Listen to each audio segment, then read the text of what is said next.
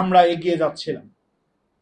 ডিসেম্বরের 12 তারিখ বা তার আগে পরে আমরা এসে লক্ষ্য করলাম যে এখানে নির্দিষ্টভাবে কেউ কেউ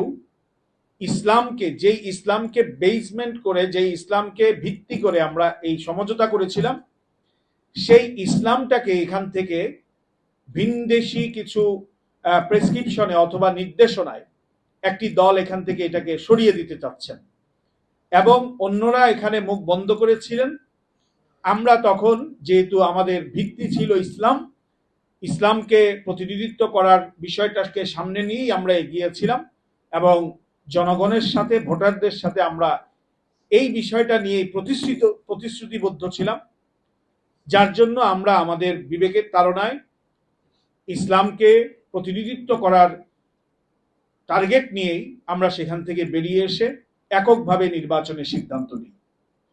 আমরা এখন যখন মানুষের কাছে যাচ্ছি, মানুষের কাছ থেকে এটাই দেখতে পাচ্ছি, সিলেটের, বিশেষ করে সিলেটের জনগণ এটার জন্য অত্যন্ত খুশি হয়েছেন।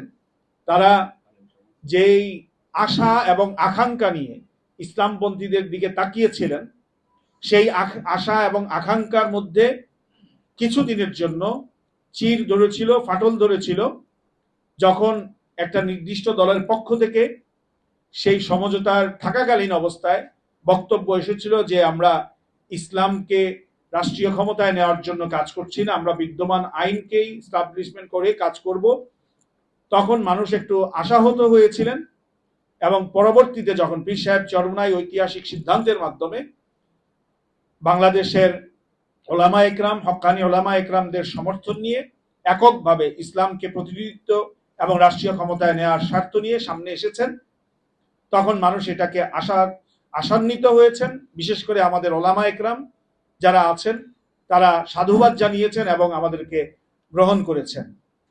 আমরা সিলেটের, বিশেষ করে এই আধ্যাত্মিক নগরী সিলেটের মানুষের এই কথাগুলো শুনছি, মানুষের আশা আকাঙ্ক্ষার কথা আমরা প্রতিফলিত হোক, সেটাই আমাদের চাওয়া।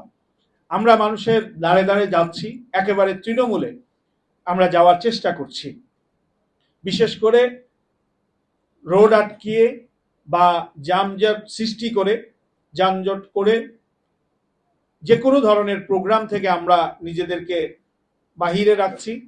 একেবারে অল্প সংখ্যক টিম নিয়ে আমরা পুরো সিলেট এক আসনের প্রত্যেকটা অঞ্চলেই, এবং আমি প্রার্থী হিসাবে আমরা বিভিন্ন জায়গায় মানুষের কাছে যাচ্ছি, মানুষের সাথে কথা বলছি। মানুষ আমাদের সামনে তুলে ধরছেন এইভাবে যে আপনাদেরকে সমর্থন দিলে আপনারা এগুলোকে পরিবর্তন করতে পারবেন কিনা।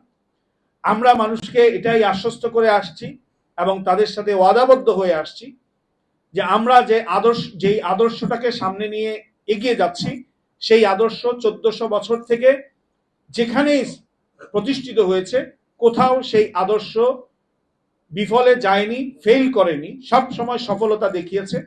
আমরা বাংলাদেশেও এই আদর্শকে সামনে নিয়ে আসতে পারলে আমাদের বাংলাদেশের মানুষের জন্য ভালো হবে, আমরাও এখানে সফলতা পাবো।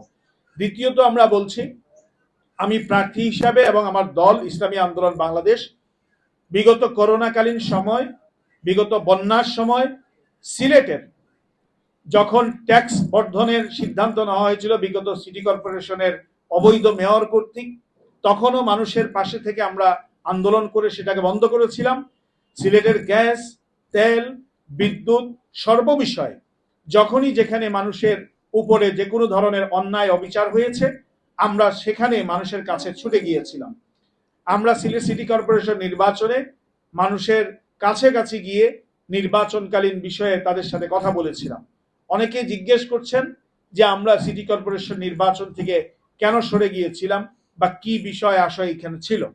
আমরা তাদের কাছে এটা স্পষ্ট করছি যে সিলেট সিটি কর্পোরেশনের যে নির্বাচন বিগত দিনে হয়েছে, আমরা সেখানকার সেই নির্বাচনে আওয়ামী লীগের ফেসিজমের সময়ও সাহস করে সেই নির্বাচনে আমরা অংশগ্রহণ করেছিলাম।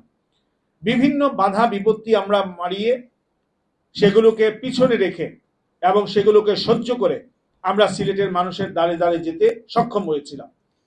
নির্বাচনের ঠিক 8 দিন পূর্বে ইসলামী আন্দোলন বাংলাদেশের সিনিয়র নায়েবে আমির মুফতি ফয়জুল করিম শাইখের চরমনাইয়ের উপরে আওয়ামী লীগের কর্মীদের মাধ্যমে যে হামলা হয়েছিল, তাকে রক্তাক্ত করা হয়েছিল, সেটার প্রতিবাদে এবং সিলেটের যারা আমাদের ভোটার আছেন তাদের নিরাপত্তার বিষয়টাকে মাথায় নিয়ে যে তারা যে জায়গায় একজন প্রার্থী এবং দেশের উল্লেখযোগ্য একজন ব্যক্তি তিনি যেখানে নিরাপদ নন, সেখানে আমার হাত পাখার ভোটার সিলেটের যারা নিরীহ মানুষ, তারা হয়তো বা আমাকে ভালোবেসে বা আমার প্রতীককে ভালোবেসে বা আমার দলকে ভালোবেসে বা ইসলামকে ভালোবেসে অনেকেই যাবেন ভোট কেন্দ্রে, তাদের নিরাপত্তা যেই নির্বাচন কমিশন বা যেই প্রশাসন দিতে পারবে না, সেই প্রশাসনের হাতে আমরা তাদেরকে ছেড়ে দিতে পারি না, তাদের আশায় আমরা তাদেরকে ছেড়ে দিতে পারি না।